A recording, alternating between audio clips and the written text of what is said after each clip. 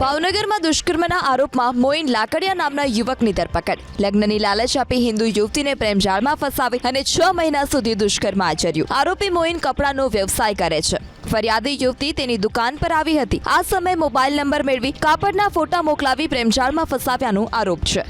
3 દિવસ પહેલા યુવતીની ફરિયાદ બાદ પોલીસે આરોપીની ધરપકડ કરી છે. સુરતમાં વધુ એક રત્ન કલાકારે જીવન ટૂંકાવ્યું. 36 વર્ષીય પ્રકાશ વાઘાણીએ ઝેરી દવા ગટગટાવી આત્મહત્યા કરી લીધી. હીરાના ધંધામાં મંદી આવતા પ્રકાશભાઈ સતત તણાવમાં રહેતા હતા. નવસારી જિલ્લો, જ્યાં આજે વરસ્યો મુશળધાર વરસાદ. ખેરગામ અને ચીખલી તાલુકો થયા જળબંબાકાર, તો વાંસદા અને ગણદેવીમાં પણ મન મૂકીને વરસ્યા મેઘરાજા. બપોરના 4 વાગ્યા સુધીમાં ખેરગામ તાલુકામાં 5.5 ઇંચ વરસાદ ખાબક્યો, તો ચીખલીમાં 4 ઇંચ વરસાદ વરસ્યો. વાંસદામાં 3 અને ગણદેવીમાં 1 ઇંચ વરસાદ વરસ્યો. ભારે વરસાદને લઈ ખેરગામ તાલુકાના નદી નાળા છલકાયા, તો ચીખલીની નદીઓમાં પૂર આવ્યું. ચીખલી રિવરફ્રન્ટ પાસે આવેલું તડકેશ્વર મહાદેવ મંદિર પાણીમાં ગરકાવ થયું.